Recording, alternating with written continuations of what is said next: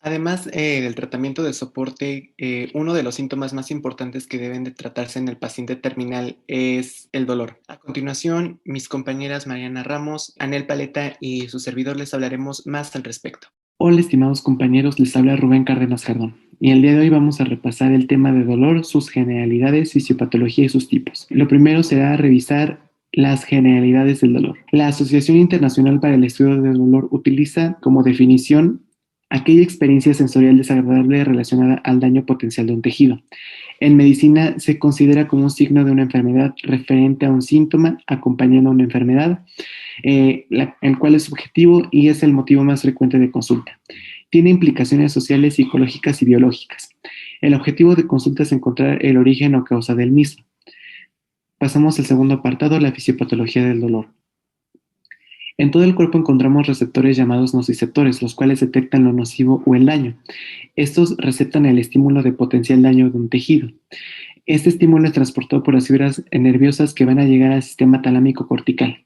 Estos únicamente se van a activar cuando se supera o rebasa un umbral o nivel mínimo de estímulo. Esto también dependerá del grado de desensibilización, es decir, que por alguna causa que se encuentre alterado el tejido, se activarán los receptores aún por mínimo que sea ese estímulo a consecuencia de la reducción del umbral. En este esquema se puede observar cómo es el trayecto del dolor, cómo viaja desde los nociceptores hasta el sistema talámico cortical. Primero, cruza por las fibras nerviosas aferentes que llegan hasta el asta dorsal de la médula espinal, viajan por una neurona de segundo orden y llegan al tálamo. Finalmente son conducidos por una neurona de tercer orden hasta la corteza. Hay dos tipos de fibras principales. Primero tenemos a las fibras A delta, las cuales son de características mielínica gruesa con una velocidad de 6 a 30 metros por segundo. Su neurotransmisor es el glutamato. El tracto por el que viajan es el neoespinotalámico. El tipo de dolor es el somático y agudo. Su modalidad es rápida. En contraste con las fibras de tipo C, las cuales son amielínicas finas, viajan con una velocidad de 0.5 a 2 metros por segundo. La sustancia P es el neurotransmisor que funge en esta ocasión. El tracto ahora es el paloespinotalámico. El tipo de dolor es visceral, crónico y su modalidad es lenta. La pregunta es, ¿todo en el cuerpo duele? La respuesta es no, ya que dependerá de a qué nos estemos refiriendo. Por ejemplo, en esta tabla, la primera columna se encuentran estructuras que tienen los receptores. Por ejemplo, los epitelios como la piel, los músculos, nervios, meninges, pleura y periósteo. Al contrario de la otra columna, los cuales están las estructuras que no duelen. Por ejemplo, los líquidos como la sangre, orina y líquido cefalorraquídeo no duelen. Riñón, cerebro, hígado, pulmón y hueso tampoco duelen. Los órganos parenquimatosos no están inervados y es por eso que no duelen. Duelen las estructuras o las cápsulas que los recubren o rodean. En este esquema se puede visualizar cómo los nociceptores liberan neuropéptidos en el lugar del dolor e inflamación, donde como consecuencia se acumulan las células inflamatorias. En este otro esquema se puede visualizar un proceso inflamatorio por liberación de sustancias halógenas y es por lo que se produce el dolor. En esta tabla encontramos ejemplos de sustancias halógenas y de dónde provienen. Por ejemplo, el potasio, que proviene del lisis celular, de los mastocitos se origina la histamina y del ácido araquidónico podemos encontrar las prostaglandinas y los leucotrienos. Finalmente, el tercer y último apartado, que son los tipos de dolor.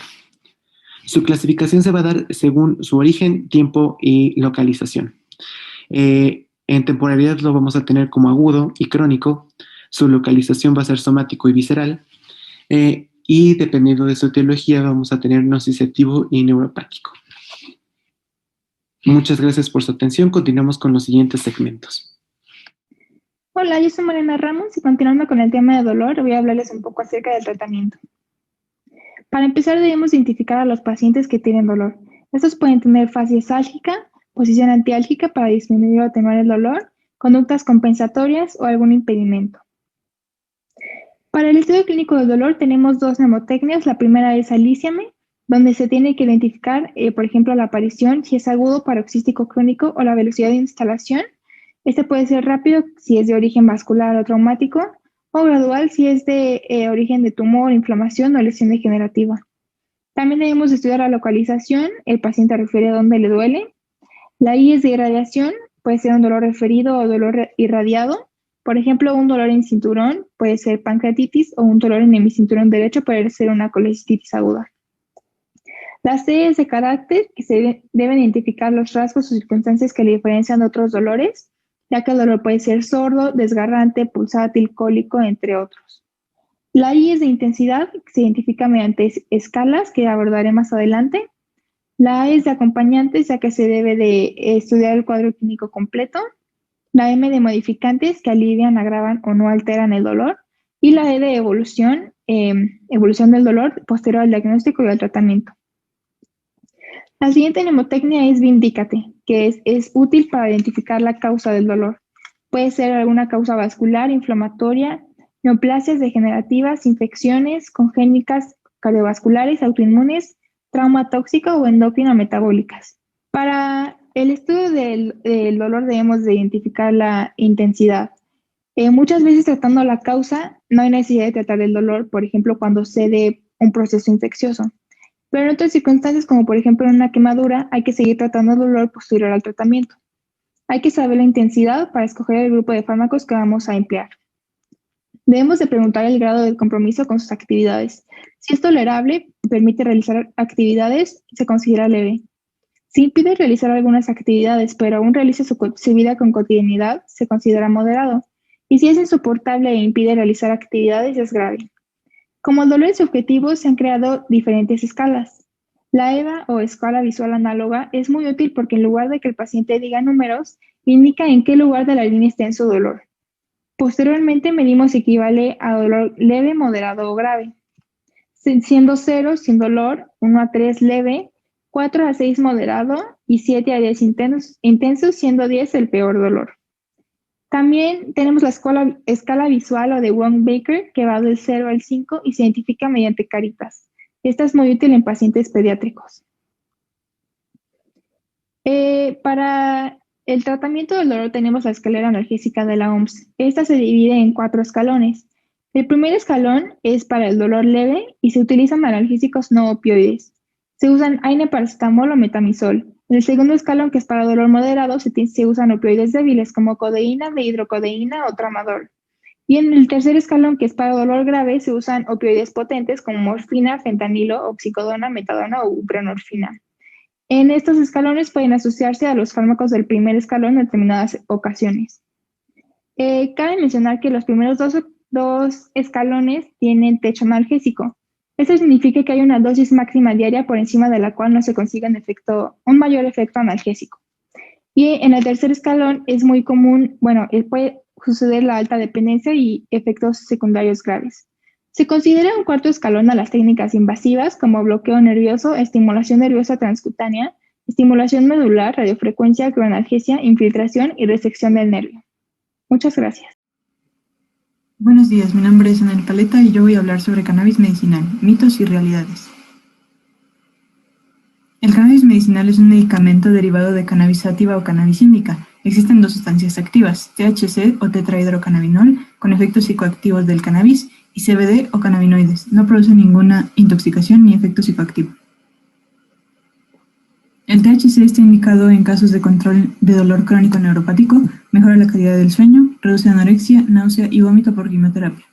El CBD está indicado por funcionar como antiinflamatorio, ansiolítico, antioxidante, control de convulsiones y neuroprotector. La realidad es que tiene indicaciones médicas estrictas.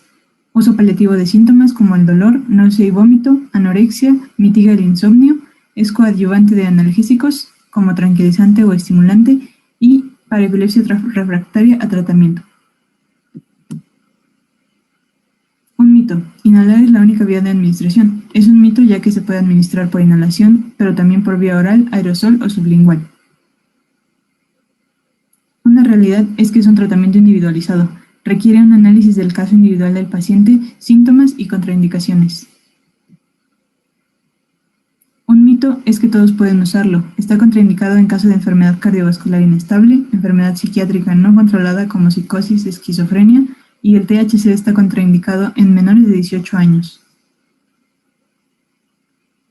Una realidad es que no reemplaza tratamientos médicos, es coadyuvante de otros tratamientos y no es milagroso. Un mito es que puede conseguirse donde sea y puede consumirlo de una planta en casa. Es un mito ya que requiere procesos químicos estrictos de purificación para administrarse de forma segura, y es preferible obtenerlo de una farmacéutica certificada. Una realidad es que genera cierta dependencia, mayormente psicógena, y los efectos adversos dependen de la frecuencia y dosis, vía de administración y calidad del producto. Un mito es que es inofensivo, tiene efectos adversos importantes a considerar como taquicardia, hipotensión, hiperemia conjuntival, broncodilatación, relajación muscular y disminución de la motilidad intestinal. Una realidad es que hay tolerancia a los efectos psicógenos con el paso del tiempo. Esto se debe a su efecto farmacológico, que genera tolerancia al medicamento. Un mito es que se puede usar sin supervisión, ya que requiere prescripción médica y seguimiento médico. No es cura de ninguna enfermedad porque no hay comprobación científica de ello. Una realidad es que tiene interacciones farmacológicas con antidepresivos como fluoxetina y tricíclicos, puede incrementar los efectos depresores respiratorios de las benzodiazepinas y taquicardia con anticolinérgicos. Tiene interacción con el alcohol. En conclusión, siempre se debe valorar el caso individual del paciente, requiere indicaciones y prescripción médica estrictas. Muchas gracias.